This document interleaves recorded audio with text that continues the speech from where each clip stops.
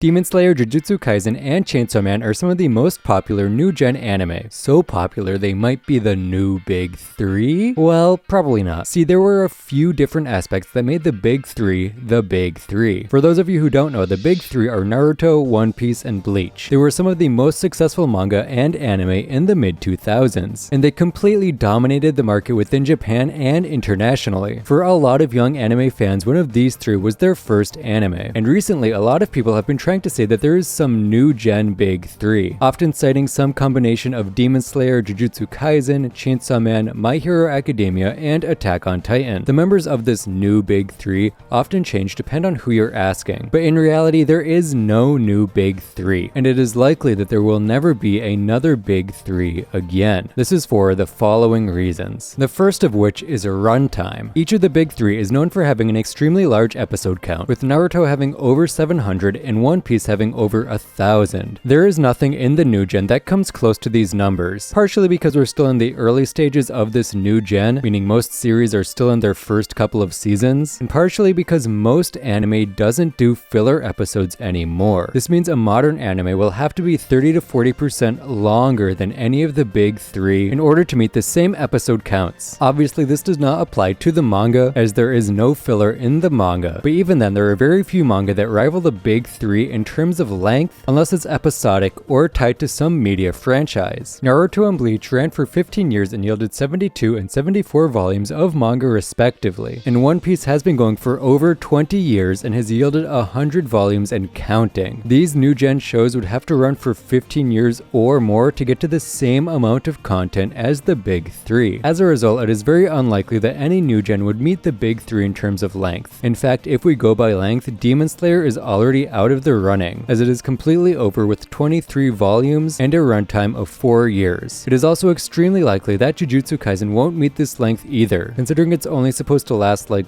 4 years at most. The next reason another big three is unlikely is sales. If we look at total sales just straight up, Demon Slayer would qualify to be a member of the new gen big three, as it has already surpassed Bleach in sales somehow. Jujutsu Kaisen is also getting up there, but I think there's something important to know about these numbers. Anime and manga is so much more popular now than it was in the 2000s. If we look at the numbers straight up, yeah, they would be sort of comparable, but would these new gen series come anywhere close to having the same number of sales if they were written in the 2000s? Probably not. To get a more solid answer on this, we're going to have to look at the historical data of manga sales. But before we get into that super juicy subject, please subscribe. I'm gonna be honest, my birthday is literally tomorrow, and the best gift you can give me is your subscription. So if you're enjoying this video, why don't you just go down and subscribe and make my birthday a little bit better. I know a lot of people probably aren't interested in a detailed analysis of manga sales, so I'm gonna keep it short. Manga sales today are comparable to what they were in 2009, but the amount of manga on the market is not. There is more manga available to browse today than there was 13 years ago. This is because the media has become more popular on a global scale. This data can be interpreted two different ways. First of all, we can look at this data and say that it's even more impressive that the big three maintained the sales that it did, as there was less people interested in manga, meaning that there was less buyers in the market in general. Or we can say that it is more impressive that Jujutsu Kaisen and Demon Slayer can create comparable sales to the big three, as it is a more competitive market than it was in the mid-2000s. I'll let you decide how you want to interpret this data. Personally, I am siding with the first option, because there will always be competition in a genre, and there was already a decent amount of competition in the mid-2000s, especially with shows like Fullmetal Alchemist and Hunter x Hunter being at their peaks. The next reason there won't be a new gen big three is because of how new anime fans discover the series. This one might sound a bit weird. A lot of people watch Demon Slayer or Jujutsu Kaisen as their first anime, so how is their ability to draw new fans any different than One Piece or Naruto? Well, this isn't actually on the shows themselves, but how shows are introduced to potential watchers. During the 2000s, anime was just on TV. It was much easier to stumble upon an episode of Naruto or One Piece on Toonami, so many kids and teens would watch these shows without even knowing they were anime and later deciding to watch more of it. That doesn't happen nearly as often now. Now you boot up your preferred streaming service and get fed a stream of shows that some algorithm thinks you will like. If you already watch anime, more anime will be recommended. If you watch anime adjacent shows, anime will probably still be recommended, but at a lesser degree. However, if you watch no anime, the odds of a streaming service recommending you an anime is much lower. This means finding anime by watching TV is much harder now than it was in the 2000s. In fact, I would say it's not even the main way people find anime anymore. The main way would be from social media, more specifically, TikTok. It's hard to find any meaningful data on TikTok trends or tags, so this next part is going to be mostly anecdotal evidence. But in my experience, I feel like the way most people were introduced to anime during quarantine was from TikTok, and from hype that was developed on TikTok. While TikTok is a very powerful platform, it too has an algorithm designed to keep you in it for as long as possible, meaning it will only show you what it thinks you will like. Much like a streaming service, this limits the amount of exposure that new anime and manga can get, in a way that a TV broadcast would not. Basically, what I'm trying to say is that the way people discover anime is different than in the 2000s. People don't discover anime by finding anime anymore. They discover anime when it is served to them by an algorithm, meaning new anime fans are not being created as consistently as they were in the 2000s. And the final reason there will most likely not be a new big three in this current generation is One Piece. Yes, One Piece is the final reason there can't be a new big three, because a new big three would have to make One Piece look like a well-selling manga